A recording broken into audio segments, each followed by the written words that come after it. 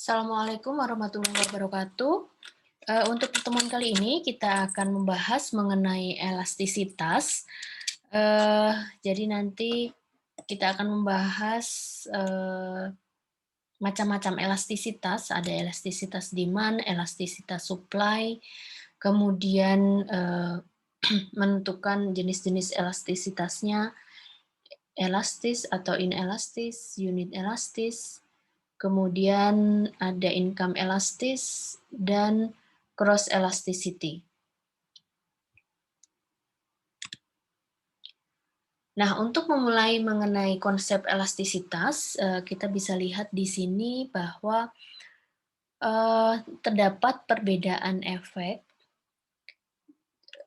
Di sini untuk yang di gambar sebelah kiri, gambar 1, kemudian yang di sebelah kanan ini adalah gambar 2. Jadi di sini terdapat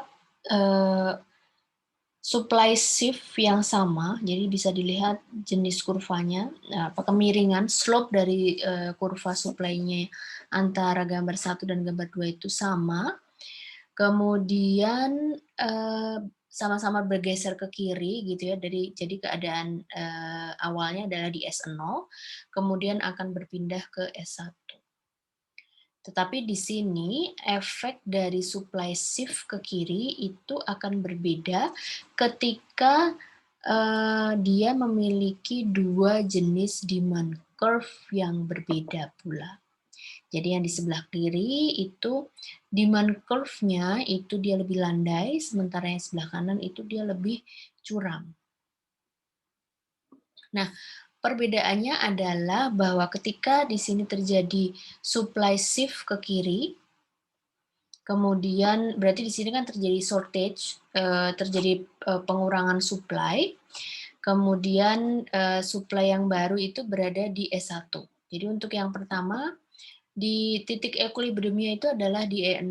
Jadi untuk titik E0 itu adalah perpotongan antara kurva demand dengan kurva supply pada titik Q0 dan P0.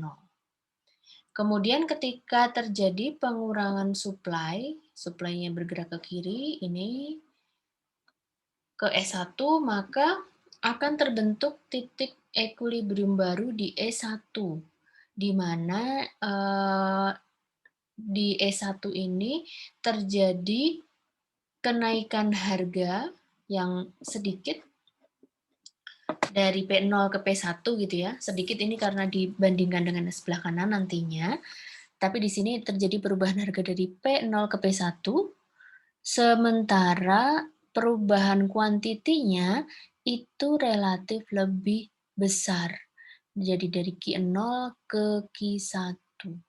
Jadi harganya berubah sedikit, tetapi Q-nya itu berubah lebih banyak. Nah, sehingga di sini kita bisa sebut bahwa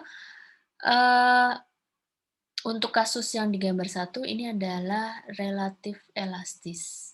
Demand yang relatif elastis. Kemudian untuk yang di gambar kedua, ini adalah ketika terjadi pergeseran supply, jadi dari S0 ke S1, kalau di titik awalnya sama-sama di E0, kemudian ketika terjadi supply shift ke kiri, equilibrium baru itu terletak di E1, di mana di sini kita lihat bahwa terjadi perubahan harga dari P0 ke P1, kemudian di sini kuantitinya dari Q0 ke Q1 itu relatif lebih kecil. Kalau di sini untuk yang di case nomor 1, harganya naik sedikit, terjadi kenaikan harga. Tetapi orang yang memutuskan untuk tidak membeli barang tersebut jadi banyak. Karena Q1-nya kan jadi berkurang ya kan. Sementara yang di sini itu harganya naik cukup tinggi, kemudian perubahan Q-nya itu hanya sedikit. Jadi orang-orang memutuskan untuk tetap membeli.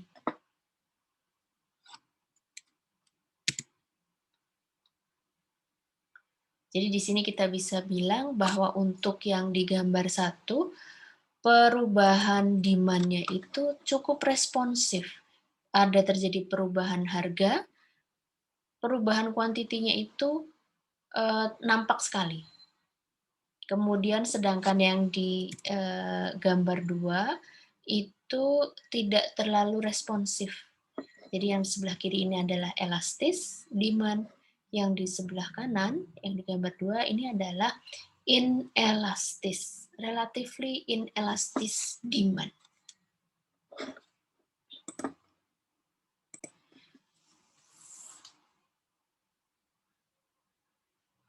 Nah, jadi dari sini kita bisa, sebelum kita nanti ke formulasinya ya, tapi di sini bisa terlihat bahwa yang dimaksud dengan elastisitas itu adalah perubahan kuantiti akibat perubahan harga. Jadi seberapa besar perubahan kuantitinya, quantity demand, seberapa besar perubahan jumlah permintaan ketika terjadi perubahan harga. Kalau misalkan jumlah permintaannya itu berubah sangat responsif, ini berarti demand-nya adalah elastis. Sementara jika jumlah permintaannya itu tidak terlalu berubah, ketika terjadi perubahan harga, maka itu disebut demand-nya adalah inelastis. Nah, bagaimana cara kita mengukur price elasticity? Jadi di sini contohnya di tabel 41 ini terdapat 3 komoditi, cheese, dessert, dan MP3 players. MP3 players ini kayak pemutar MP3. Aku nggak tahu ya, kalau mungkin teman-teman masih ketemu dengan item ini, tapi dulu kalau mau nyetel, dengerin musik gitu ya, dengerin musik itu pakai ini MP3 players, jadi bisa portable gitu. Kalau dulu kan belum berkembang HP gitu ya, jadi masih pakai MP3 players ini. Kemudian di situ informasinya terdapat dari ketiga komoditi ini terjadi pengurangan harga yang sama.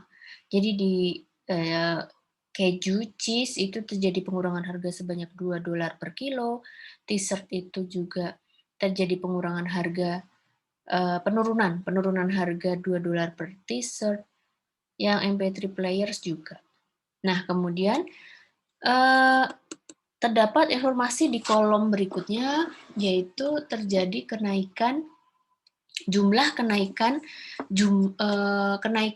permintaan per bulan. Jadi sekarang terjadi kenaikan 7.500, 25.000, dan 5.500. Nah, di sini kalau dilihat perubahan harganya saja, itu kan tidak mencerminkan apa-apa, karena kita tidak tahu posisi awal harganya itu berapa. Kemudian ketika di sini dituliskan terjadi kenaikan jumlah permintaan, di sini kita juga tidak mendapat informasi jumlah permintaan sebelumnya itu berapa. Nah, jadi di sini kalau cuma terdapat informasi ketiga komoditi ini berkurang $2. Nah, sebagai konsumen, mungkin ini bisa dianalogikan bahwa ketika terjadi penurunan harga, keju, t-shirt, sama MP3. Kalau untuk dari harga kan masing-masing akan memiliki harga yang berbeda, di mana ini kan MP3 players ini kan alat elektronik gitu ya. Jadi kayak misalkan harga semulanya itu tentu saja untuk yang MP3 akan lebih mahal daripada kedua komoditi yang lain, sehingga seolah-olah kalau terjadi ini cuma turunnya $2. Kalau yang semula ya misalkan keju tadinya harganya $5, terus turun $2 jadi $3 gitu. Kan turunnya hampir separohnya. Tapi kalau misalkan dibandingkan dengan MP3 player harganya $100, kemudian turun $2 jadi $98. Yang satu tampak worth it, yang di keju, oh ini penurun, jadi kayak kita mau belanja diskon gitu ya. Oh ini nih kalau dibeli sekarang worth it karena sedang diskon banget, persentase diskonnya besar gitu. Sedangkan untuk yang di MP3 players cuman $2 dari $100, jadi masih $98. Nah, jadi di sini dari ketiga kolom ini belum memberikan informasi apa-apa terkait dengan bagaimana hubungan antara harga dan jumlah permintaannya. Sehingga nanti kita akan memerlukan informasi yang lain yang akan bisa membantu kita mengenai bagaimana tingkat responsi dari jumlah permintaan apabila terjadi perubahan harga. Nah, di tabel yang berikutnya, di tabel 42 ini, terdapat informasi tambahan. Jadi untuk ketiga produk, kemudian ada original price-nya masing-masing, kemudian new price, jadi yang harga awal, kemudian ada harga setelah penurunan $2, kemudian terdapat harga rata-rata, jadi harga rata-rata di sini adalah original price plus new price dibagi 2. 5 plus 3 dibagi 2, jadi 4. Kemudian ada original quantity, ini adalah jumlah permintaan pada saat original price. Sementara new quantity adalah pada saat new price, kemudian average quantity itu adalah original quantity plus new quantity dibagi 2.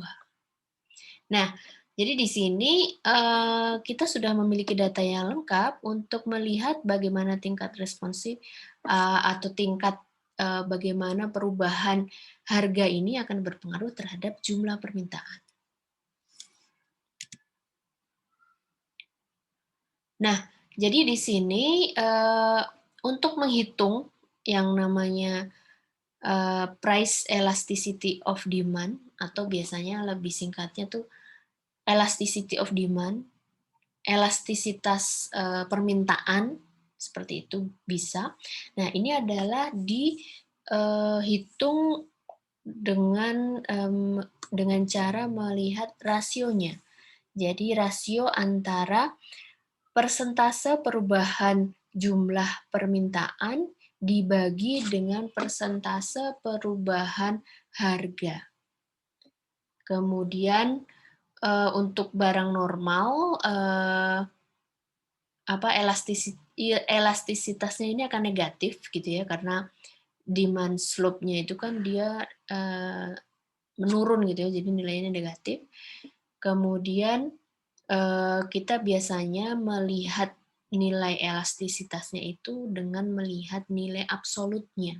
Jadi kita hilangkan nilai negatifnya. Jadi untuk membaca apakah dia elastis atau inelastis, itu berarti di sini kita akan menggunakan nilai absolute value-nya.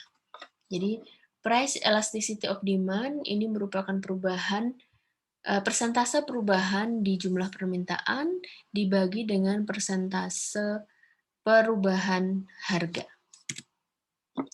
Nah, jadi di sini kita bisa menghitung persentase perubahan harga dan persentase perubahan quantity untuk masing-masing produk, dan kita hitung elastisitasnya. Jadi tadi di sini kita menggunakan informasi average, nilai average ya. Jadi di sini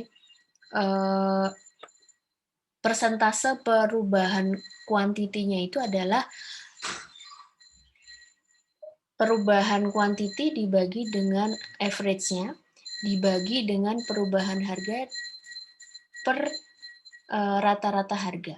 Jadi di sini Q1, Q0, kan tadi ada new quantity ya, jadi Q1 ini adalah new quantity, kemudian Q0-nya ini adalah original, posisi awalnya. Kemudian ini juga sama, P1 minus P0. Nah, kemudian untuk yang cheese, itu kita bisa hitung bahwa berarti di sini nilainya adalah, elastisitasnya adalah 0,125, dengan cara ini. Kemudian T-shirt-nya itu adalah 1, kemudian MP3 players adalah 2. Jadi sekali lagi untuk menghitung price elasticity of demand, berarti kita hitung dulu delta key-nya. Delta key new price minus original price, original quantity minus new quantity minus original quantity. Kemudian per average quantity, ini adalah persentase perubahan jumlah quantity, dibagi dengan new price minus original price per average price.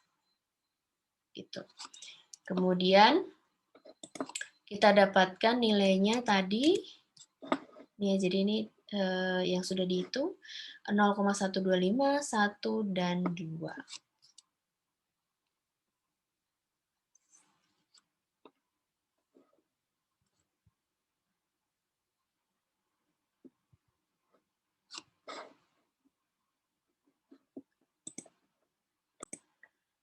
Kemudian di sini kita bisa lihat bahwa untuk yang di tabel 43 ini persentase penurunan harga, kemudian persentase kenaikan kuantiti dan elastisitas demand-nya. Tadi berarti dari ilustrasi yang sudah aku ceritakan sebelumnya, berarti untuk penurunan $2 di cheese, ini kan berarti dihitung 50%. 50% terjadi perubahan harga. Berarti di sini kita bisa lihat bahwa untuk yang di tabel sebelumnya, perubahan harganya kan dari 4 ini ya. Jadi penurunan $2 itu terhadap average price-nya. Kenapa pakai average? Tadi karena kita menggunakan formulasi ini, perubahannya itu terhadap average, bukan terhadap original price atau new price-nya. Ketika aku bilang persentase decrease in price, ini berarti kan 50%. 50% ini berarti penurunan yang $2 itu adalah 50%-nya dari average price-nya. Kenapa? Karena di formulasi di sini kita menghitung perubahan persentase perubahan harganya itu terhadap rata-rata. Nanti kita akan lihat mengapa kita akan menggunakan rata-rata gitu, bukan terhadap titik awal maupun titik yang baru, baik harga maupun kuantiti. Nah, berarti di sini kan tadi kita sudah hitung elastisitas demand-nya itu 0,125, 1, dan 2. Nah, apa artinya? Nah, untuk elastisitas itu sendiri, itu memiliki range nilai, interval nilai antara 0 hingga minus infinity. Kemudian kita akan menginterpretasikan hanya pada nilai absolut.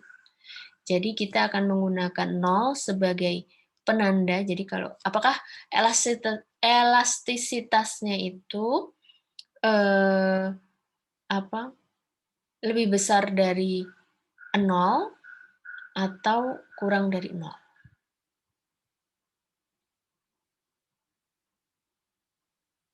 Kemudian apakah elastisitas itu bisa 0, sama dengan 0? Bisa, berarti di sini ketika elastisitasnya itu sama dengan 0, berarti jumlah permintaan itu tidak akan berubah ketika harganya berubah. Jadi jumlah permintaan ini tidak merespon ketika terjadi perubahan harga. Jadi harganya berubah seperti apa, jumlah permintaannya itu akan tetap.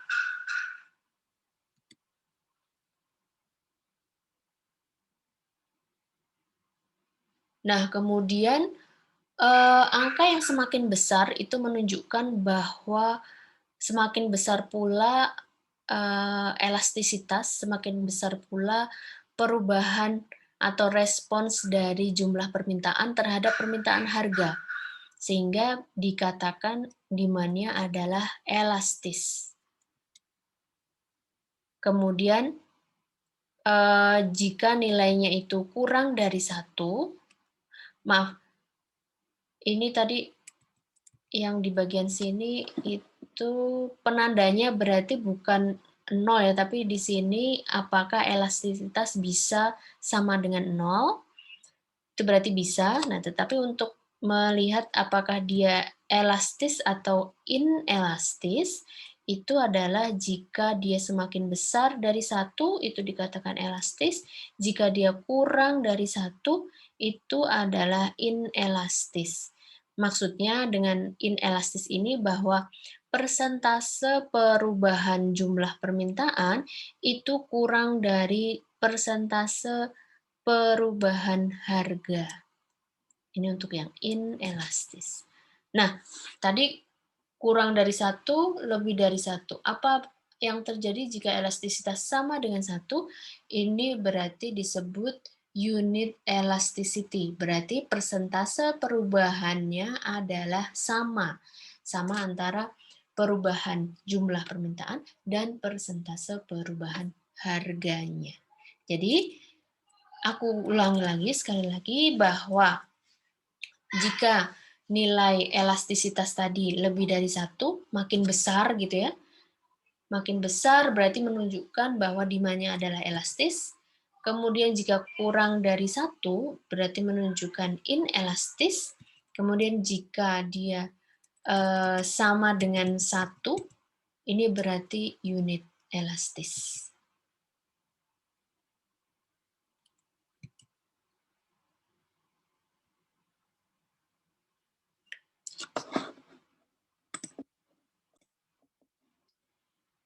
Kemudian kita akan melihat bagaimana elastisitas itu bisa kita lihat pada demand curve yang linear, yang berupa garis lurus gitu ya. Nah, pada demand curve dan pada demand curve ini berlaku bahwa dalam satu kurva demand itu biasanya tidak memiliki elastisitas yang sama di sepanjang garisnya. Dalam artian, dalam satu kurva bisa memiliki elastisitas yang berbeda-beda. Nah, kita bisa lihat di gambar berikutnya bahwa pada demand kurva yang ada, dia tidak memiliki konstan elasticity, walaupun slope-nya adalah konstan. Jadi di sini ini adalah linear demand curve, kurva demand yang linear. Kemudian slope atau kemiringannya kan sama ya, konstan gitu ya. Tetapi di sini kita bisa lihat bahwa dalam satu kurva itu dia memiliki elastisitas yang berbeda-beda.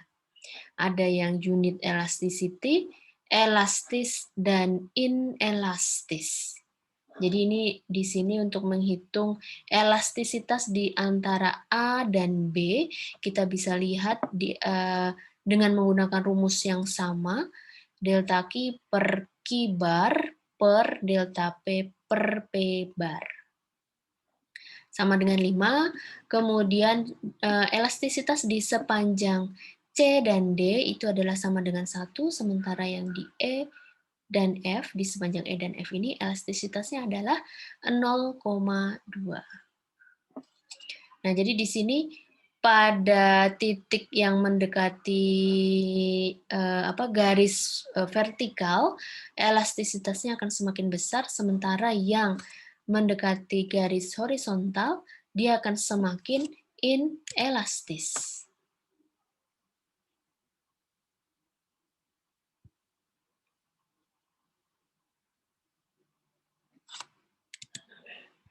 Kemudian terdapat beberapa demand curve yang memiliki konstan elasticity. Jadi kalau yang di linear seperti ini, linear demand curve, itu berarti dalam satu kurva demand yang linear ini, nilai elastisitasnya itu berbeda-beda di sepanjang garisnya. Ketika dia mendekati sumbu horizontal, dia makin inelastis. Kemudian ketika mendekati sumbu vertikal, dia semakin elastis. Kemudian di sini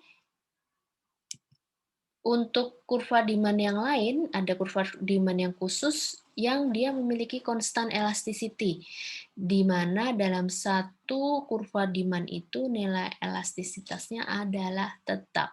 Di sini contohnya adalah ketika elastisitasnya sama dengan 0, ini yang D1 sama dengan 0, kemudian elastisitasnya adalah infinity, dan ketika dia elastisitasnya adalah sama dengan 1 atau unit elasticity. Jadi contohnya untuk yang elastisitas sama dengan 0 ini berarti key-nya akan tetap, jumlah permintaannya akan tetap walaupun terjadi perubahan harga. Sementara untuk yang elastisitasnya adalah infinity, ini berarti harganya akan tetap, gitu ya. Jadi jumlah perubahan harga yang sedikit saja itu akan mengakibatkan perubahan kuantiti.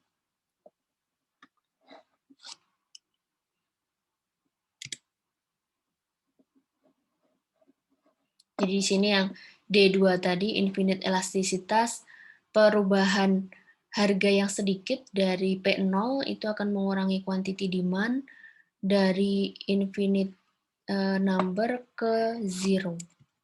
Jadi di sini dia berubah sedikit, harganya langsung nggak ada yang beli gitu misalkan. Sementara untuk yang di elastisitas sama dengan 0 ini ketika terjadi perubahan harga, orang tuh tetap beli gitu.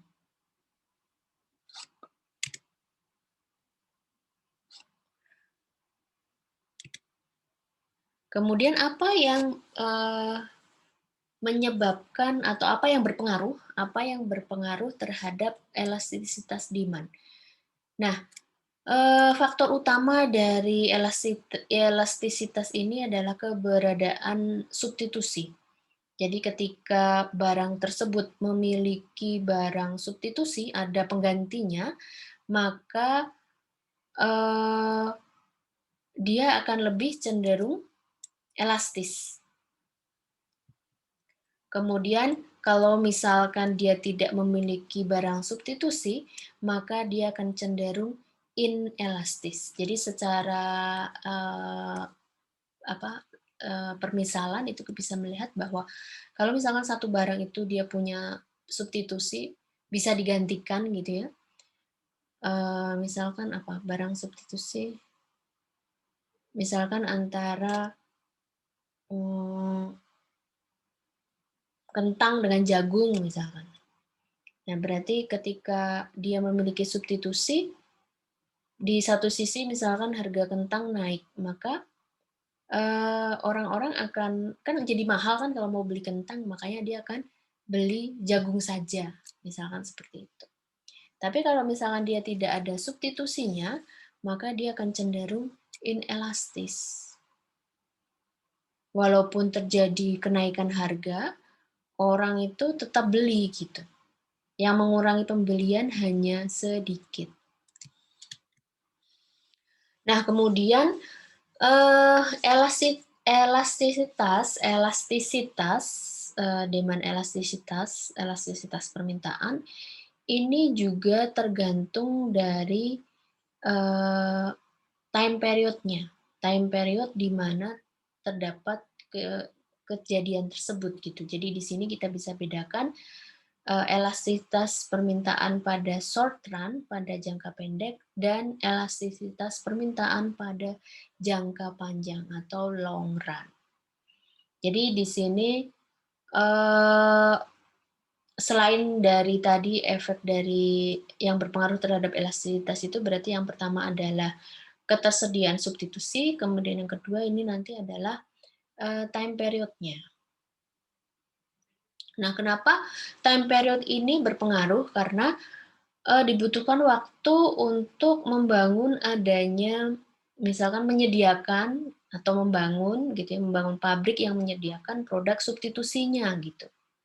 Jadi demand yang tadinya inelastis karena, di dalam jangka pendek itu belum ada barang substitusinya, maka di jangka panjang ketika sudah dibangun pabriknya, sudah dibuat gitu ya, terus minat orang sudah semakin meningkat, maka dia bisa menjadi elastis. Nah, contoh yang cukup terkenal mengenai elastisitas ini adalah ketika terjadi oil price shock di tahun 73. Jadi ketika terjadi guncangan minyak dunia di tahun 73. Jadi di waktu itu, apakah di slide berikutnya ada penjelasan? Oh, nggak ada. Nah, jadi di sini untuk yang oil price shock di tahun tersebut itu pada waktu itu ya di tahun 73 itu di tahun tersebut itu terjadi kenaikan harga minyak dunia. Jadi harga minyak itu melonjak tinggi. Ya, tentu saja ada banyak pemicunya gitu ya. Terutama kan waktu itu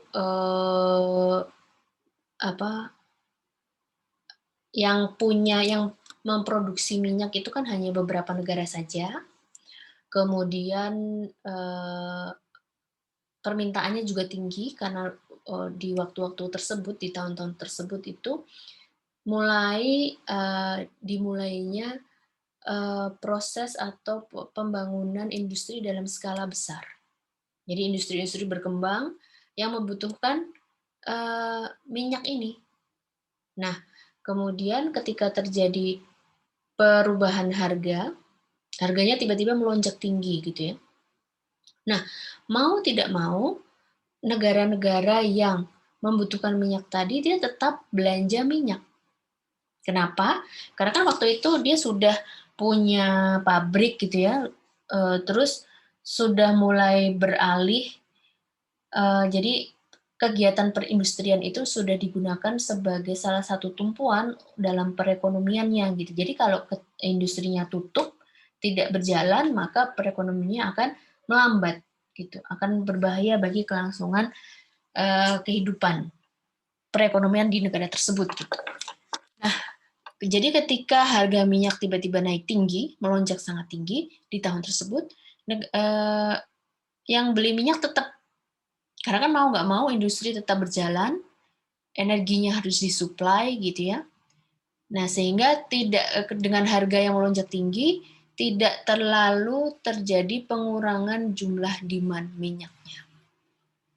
Yang memutuskan untuk nggak beli minyak itu hanya sedikit. Gitu. Nah, tetapi setelah itu kan ada beberapa alternatif. Jadi alternatif di sini adalah ditemukan kilang-kilang minyak baru. Jadi adanya negara-negara yang tadinya tidak memiliki kilang minyak atau sumber pengeboran minyak, terus jadi punya gitu ya. Kayak di US gitu ya. Tadinya kan biasanya minyak itu ada di Timur Tengah. Nah, tapi di US juga udah ada penggalian minyak, itu yang pertama. Kemudian sumber-sumber energi yang terbarukan makin ke sini kan makin berkembang gitu ya. Kayak di negara-negara Skandinavian itu sudah mengembangkan yang energi. Kalau yang saat ini energi dari air laut. Kemudian yang banyak digunakan itu wind turbine, tenaga angin gitu ya. Mulai berkembang sumber-sumber energi alternatif. Nah, sehingga di situ baru terjadi penyesuaian bahwa tidak semuanya industri itu akan berbelanja minyak, tetapi dia akan beralih ke energi-energi yang alternatif gitu.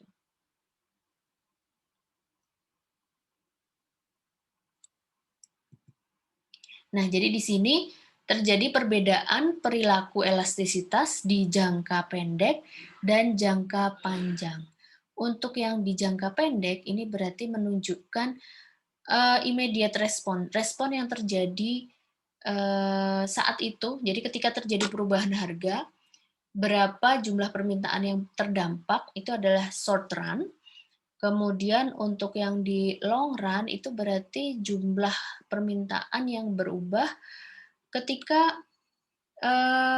perubahan harga ini terjadi di waktu yang lebih lama.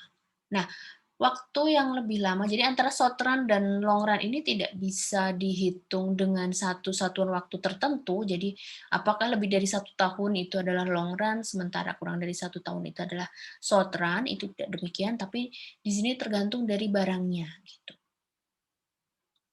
Contohnya kalau yang tentang saham gitu-gitu kan, dia, merupakan yang, eee, supply dan demand-nya, gejolak harganya itu kan dipantau setiap saat, setiap detik itu kita bisa lihat harganya gitu ya. Nah itu, jadi perbedaan karakteristik antar produk yang dia memiliki waktu lebih lama antara satu dengan produk lainnya. Jadi untuk yang, eee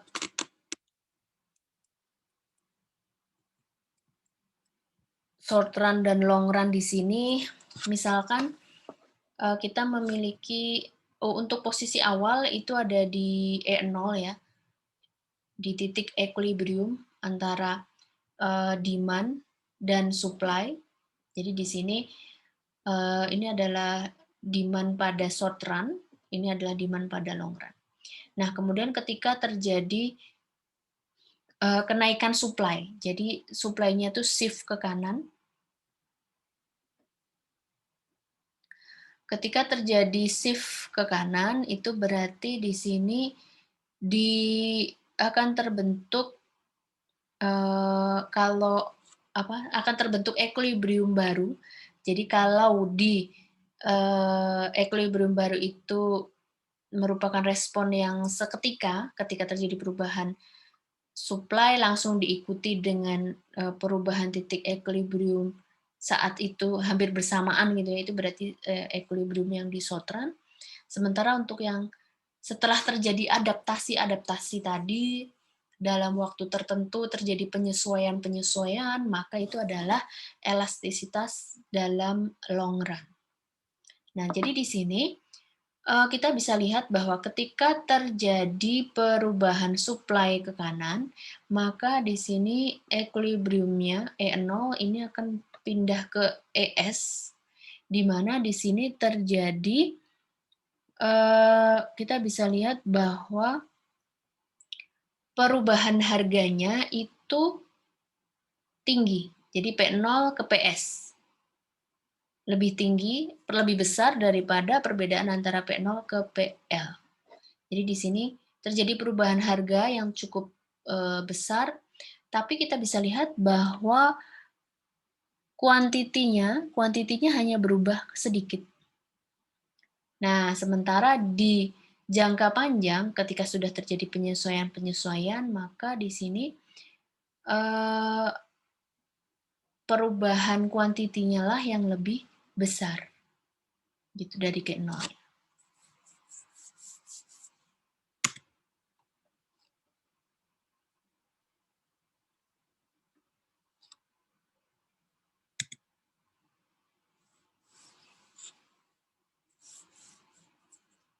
Nah, kemudian ini untuk penjelasan yang di kurva tadi ya, antara short run dan long run, berarti di sini kita bisa lihat bahwa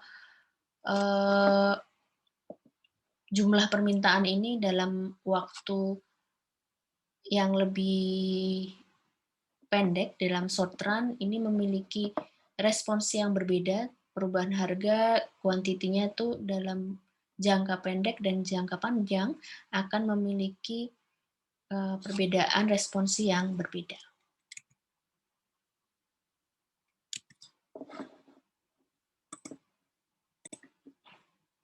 Kemudian bagaimana hubungan elastisitas dengan total expenditure, dengan total pengeluaran. Nah, jadi di sini respons dari total expenditure ini akan bergantung dari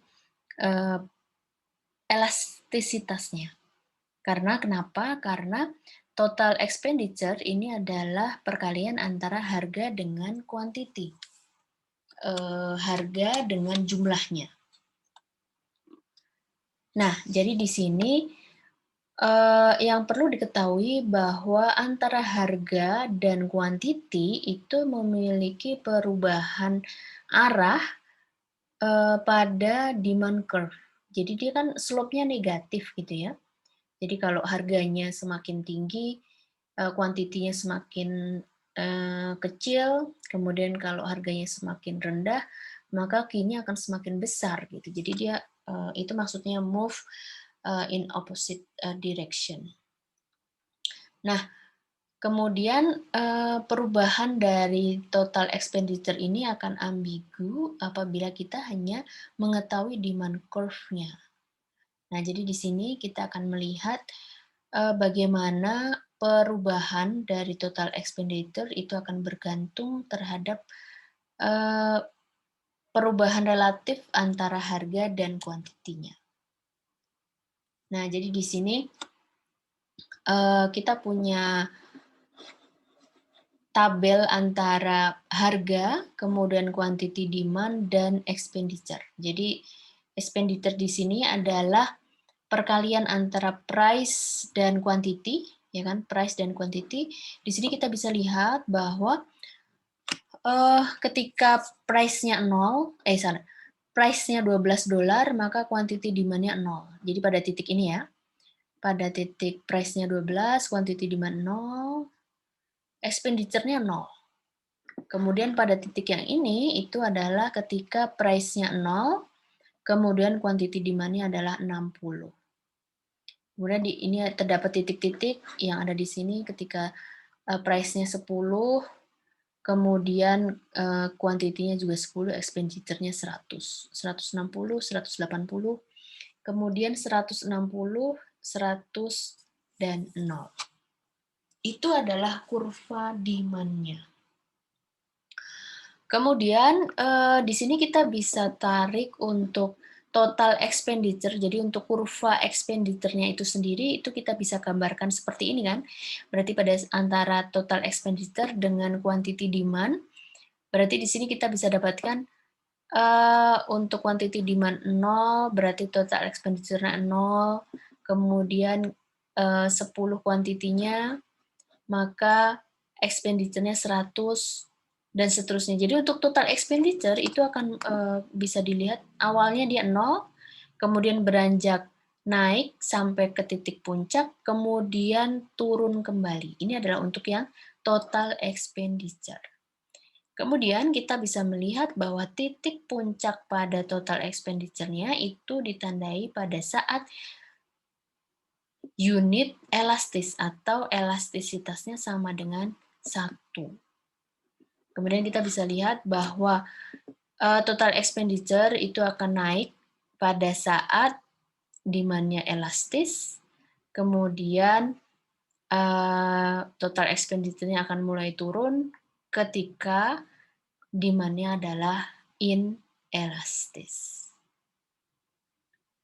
Jadi ini bisa merupakan gambaran bahwa yang di sebelah sini tadi kan elastis ada di sini, kemudian ini adalah inelastis.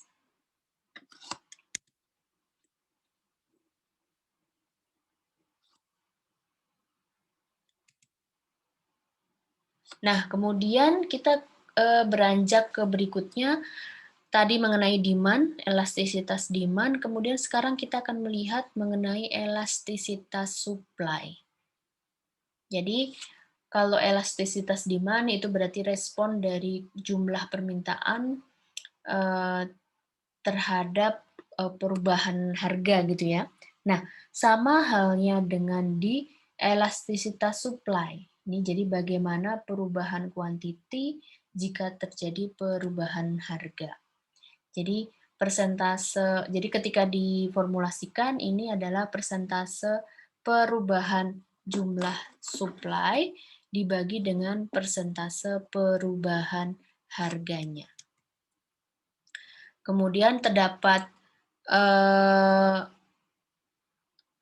tiga jenis kurva supply yang memiliki constant elasticity, sama seperti yang di demand elasticity, berarti ada zero elasticity, elastisitasnya adalah zero, elastisitas supply-nya adalah 0, kemudian yang ini adalah infinite elasticity, kemudian ini adalah unit elasticity atau elastisitasnya adalah 0.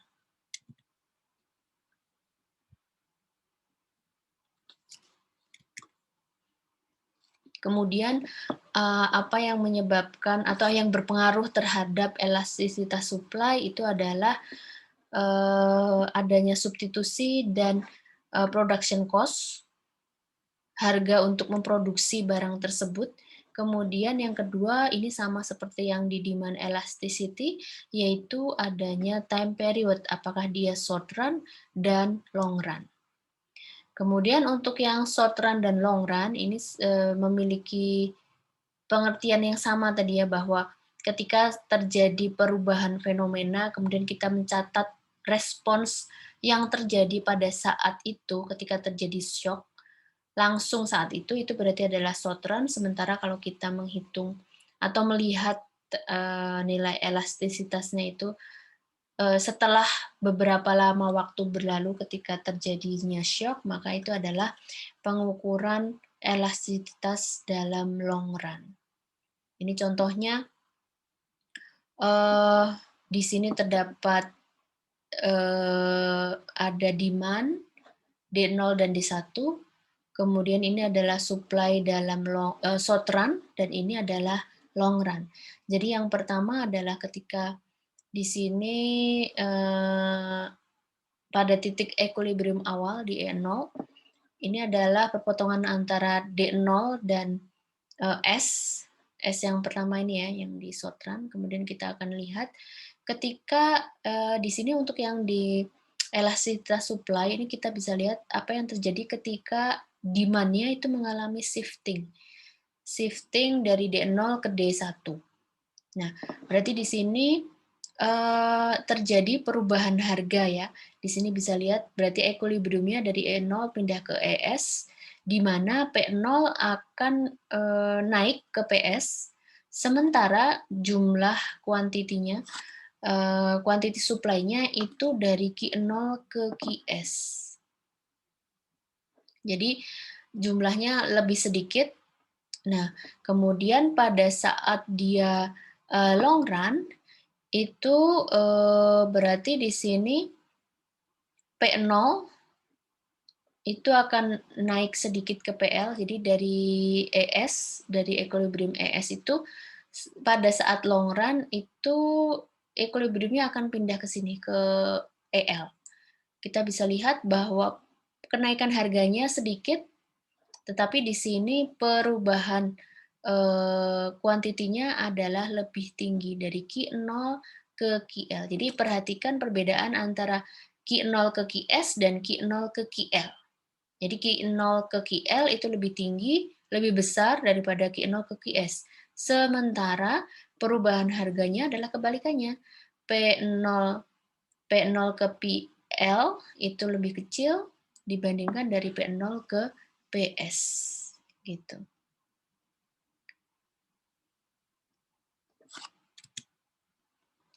Nah, kemudian selain ada elastisitas demand, kemudian elastisitas supply, di sini kita akan definisikan juga yang namanya income elasticity, dan cross elasticity. Untuk yang income elasticity ini berarti perubahan jumlah kuantiti terhadap perubahan harga gitu ya. Jadi persentase perubahan kuantiti demand dibagi dengan persentase perubahan income. Jadi apa yang terjadi kalau terdapat perubahan income? Apa yang terjadi pada kuantiti demand? Gitu. Jadi kalau teman-teman karena di sini ada beberapa nilai elastisitas, ya, berarti yang diperhatikan yang di bagian atas nominatornya itu adalah quantity demand, perubahan quantity demand, sementara yang di bawah itu tergantung dari apakah dia jenis elastisitasnya gitu ya. Ini adalah bisa harga, atau kalau yang di income elasticity itu berarti perubahan income. Tapi yang di atas, yang di nominatornya itu adalah perubahan quantity demand.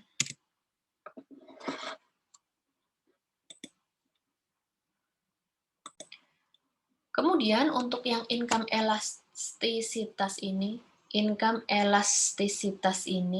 jika persentase perubahan quantity demand-nya itu lebih besar daripada persentase perubahan income-nya, berarti yang di sini, yang di bagian atas ini lebih besar daripada persentase perubahan yang di bawah, yang di income, maka nilai elastisitas akan lebih dari 1. Atau dia disebut income elastis.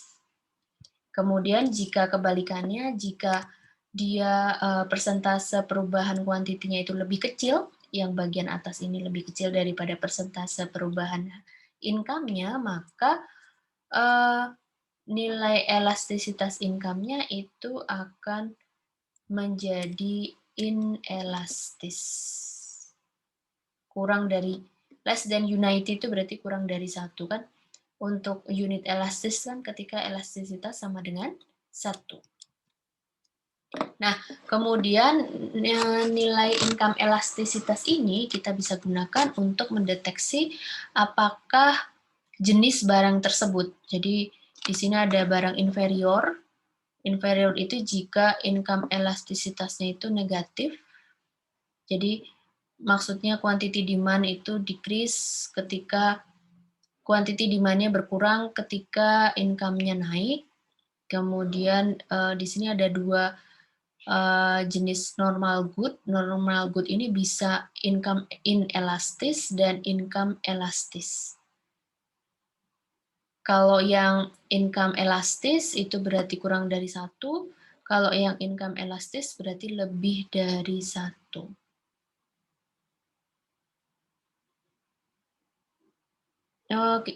Kalau yang kemarin kita ilustrasikan di demand dan supply itu kan ketika income naik itu jumlah quantity naik gitu ya. Tetapi di sini kita bisa lihat bahwa untuk yang inferior good itu quantity demand itu untuk barang tersebut itu akan menurun ketika income-nya naik gitu.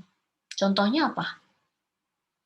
Contohnya yang sering digunakan itu adalah yang di buku-buku sering sebut itu adalah barang second. Kalau sekarang berarti mungkin ini baju gitu ya, baju second gitu. Kan ini kayak mengalami perubahan istilah, dulu namanya barang loak gitu kan, terus barang second. Terus sekarang kalau baju itu kan ada thrifting gitu kan. Lagi cek-cek barang atau pre-love gitu. Nah, jadi ketika tadinya kan barang tersebut hadir, barang-barang second tadi, pre-love, thrifting tadi hadir ketika barang aslinya yang baru, misalkan barang asli baru itu mahal. Kemudian harganya mahal, misalkan ini barang-barang yang brand gitu ya, mahal. Kemudian supaya orang tersebut tetap bisa memiliki barang tersebut, income-nya tuh hanya bisa untuk beli barang second ini tadi. Ya kan? Nah, ketika dia sudah punya income lebih, maka kan tentu dia tidak akan membeli barang second lagi gitu kan. Akan langsung beli barang baru gitu. Nah, tapi kan ini untuk yang barang second ini bisa tergantung komoditinya ya. Jadi kayak contohnya untuk barang-barang klasik kayak jam tangan yang seperti Rolex, yang luxury gitu ya.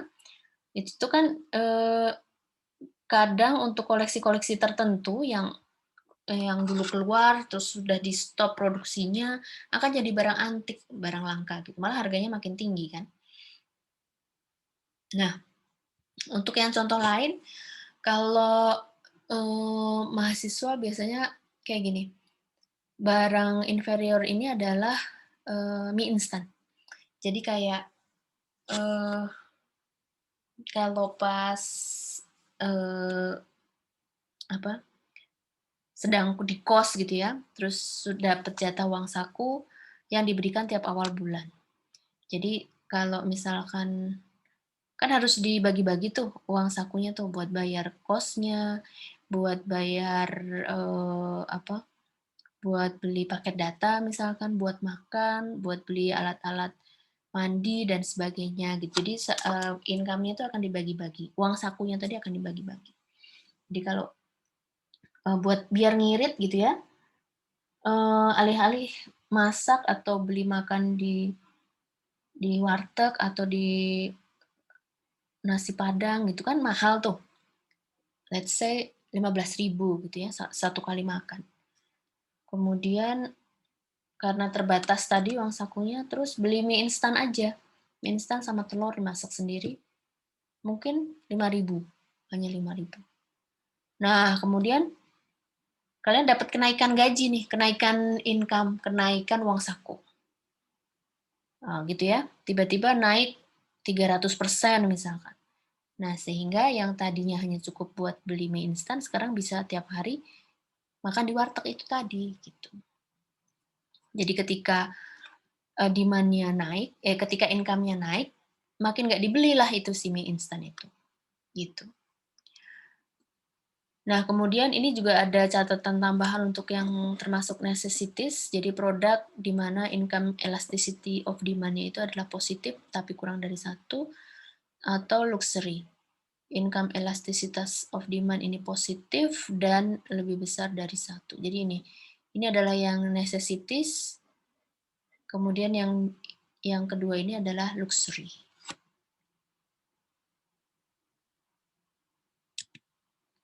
Kemudian cross elasticity. Cross elasticity ini adalah perubahan jumlah demand dari suatu produk apabila terjadi perubahan harga pada produk lainnya yang dianggap saling berhubungan. Jadi di sini persentase perubahan jumlah demand produk X dibagi dengan persentase perubahan harga produk Y. Kemudian nilai untuk cross elasticity ini bisa bervariasi antara minus infinity ke plus infinity. Jadi rentang nilainya antara minus infinity ke plus infinity. Kemudian cross elasticity ini biasanya kita bisa melihat antara complementary produk, barang-barang komplement, dan barang-barang substitusi. Untuk barang-barang komplement contohnya adalah mobil dan bensin, bahan bakarnya maksudnya. Jadi antara mobil dan bahan bakarnya. Di sini dia memiliki negatif cross elasticity. Maksudnya adalah ketika terjadi kenaikan harga bahan bakar itu akan membawa ke penurunan jumlah quantity demand untuk mobil. Kenapa? Kalau harga bahan bakarnya naik, orang yang tadinya mau beli mobil kan terus jadi menghitung lagi. Wah, berarti nanti kalau aku punya mobil akan makin boros gitu karena bensinnya akan semakin mahal. Nah, jadi di sini ketika terjadi kenaikan harga bahan bakar, maka terjadi penurunan jumlah demand untuk mobil. Kemudian untuk yang substitute produk, barang substitusi, contohnya mobil dan public transport itu akan memiliki positif cross elasticities. Jadi di sini kenaikan pada harga mobil ini akan membawa kenaikan pada demand untuk public transport. Jadi misalkan kita sedang membandingkan antara mobil dan public transport. Public transport ini yang berarti kayak Transjakarta, kemudian KRL, komuter lain gitu ya, angkutan umum gitu ya. Ketika terjadi kenaikan harga mobil, maka demand untuk public transportnya ini juga akan meningkat.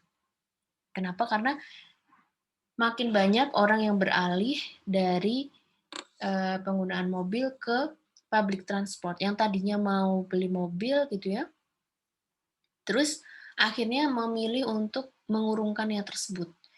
Mending pakai public transport aja gitu. Ini adalah cross elasticity pada complementary product dan substitute product.